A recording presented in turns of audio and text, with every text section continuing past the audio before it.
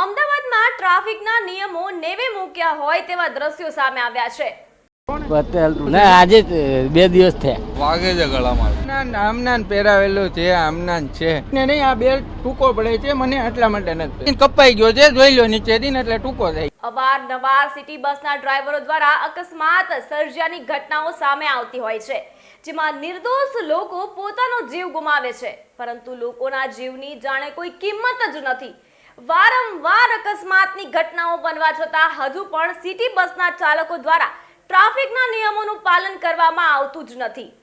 આ વાતની સત્યતા જાણવા અમારા reporter Ranjit Makwana reality checking કરવા અમદાવાદના વાડજ એએમટીએસ બસ સ્ટેન્ડ પર ગયા ત્યારે જોયું કે સિટી બસના ચાલકોએ નથી તો સીટ બેલ્ટ પહેર્યો કે સિટી બસના ચાલકો કાનમાં ઇયરફોન લગાવી બસ હંકારતા જોવા મળ્યા।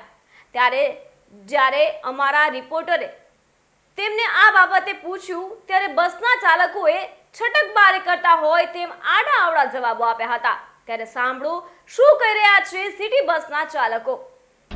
જે પ્રમાણે રાજકોટમાં જે સિટી બસ છે તેનો જે એક્સિડન્ટનો જે ઘટનાક્રમ બન્યો હતો, આજે આપણે એની રિયાલિટી ચેક કરવા અમદાવાદની અંદર જે સિટી બસો ફરી રહી છે તેના ડ્રાઈવરો કેવી રીતે બેફામ ડ્રાઇવિંગ કરે છે અને કાયદાનું ઉલ્લંઘન કરે છે।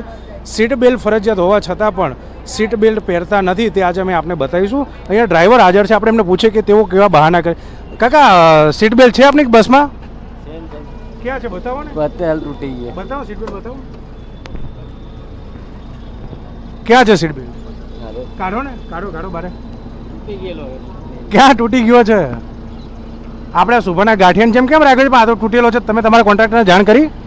હા, તમારા કોન્ટ્રાક્ટરને જાણ કરી સીટ બેલ્ટ તૂટેલો છે? ના, આજે 2 દિવસ થયા। એટલે બોલો, આ બહાના જો હજી 2 દિવસ જ થયા સીટ બેલ્ટ તૂટ્યો છે એવો, તો કેમ નથી તમે જાણ કરી નથી હજી એમણે? ના, નહીં હજી બીજી બસ અહીંયા પણ આવી છે, આપણે જોઈએ તેઓનું શું કહેવાનું થાય છે। આ પણ સીટ બેલ્ટ વગર ફરી રહ્યા છે, એટલે આપણે જાણીએ કે તેઓ કેવા પ્રકારની કાર્યવાહી કરે છે। આપનો સીટ બેલ્ટ ક્યાં છે બતાવો ને। એટલે આપણે આ શણગાર્યો છે આપણે સીટને? અરે વાગે છે ગળામાં ક્યાં ગળામાં વાગે છે? તો આટલો ઉનાળો છે તો તમારે રજા લઈને ઘરે રહેવું છે, કેમ કે આ તો ગળું તો બહુ મહત્વનો ભાગ છે। આ તો કોઈકને તમે કંઈક થઈ જાય તો આપણે 30-35 જણનો જીવ લઈને જઈએ છીએ, તકલીફ ના થાય એમને? ગાડી 40 થી ઉપર હેડતી નહીં સ્પીડ ના, ગાડી ભલે 40 થી ઉપર ના હેડતી હોય, પણ તમે કીધું તમને ગળાની તકલીફ છે તો આપણે બસ ઉપર ના ચડવું જોઈએ ને? ના બરોબર, તો આપણે સીટ બેલ્ટ કેમ આને સીટને પહેરાવ્યો છે? એમ પહેરી લઈશું। બોલો, બહાના તો એવા નીકળે છે કે હવે પછી નેક્સ્ટ ટાઈમ પહેરી લઈશું, એટલે કોઈ બનાવ બની જાય તો ખબર નહીં શું થાય। હજુ પણ આવી અનેક બસો છે તો અમે એ પણ બતાવીશું તમને। એ હેન્ડ્સફ્રી ભરાઈને ફોનમાં વાત કરી રહ્યા છે। ખોલો દરવાજો ખોલો। હવે ચાલુ બસે ફોન લઈને વાતો કરે છે। સીટ બેલ્ટ ક્યાં છે? આમનાન પહેરાવેલું છે આમનાન છે આમનાન ખાલી કાનમાં રહી ગયું હતું, બાકી ફોન ચાલુ નથી। આ ફોન જોઈ લો, આ હું જો તો ફોન આમનાન છે। તો આ સીટ બેલ્ટ આપણે આ શું સીટને પહેરાવ્યો છો તમે? સીટને નહીં, આ બેલ્ટ ટૂંકો પડે છે મને એટલા માટે નથી। તો તમે તમારા કોન્ટ્રાક્ટરને જાણ કરી કે આ સીટ બેલ્ટ ટૂંકો પડે છે? કાલે જ ખરાબ થયો છે, રેગ્યુલર નથી ખરાબ થયેલો। એટલે કાલે ટૂંકો થઈ ગયો, અત્યાર સુધી અહીંથી કપાઈ ગયો છે જોઈ લો નીચે થી એટલે ટૂંકો થાય છે। એટલે ક્યારે જાણ કરી તમે? કાલે હા, પણ તમે તો રોજ નથી પહેરતા સીટ બેલ્ટ તો?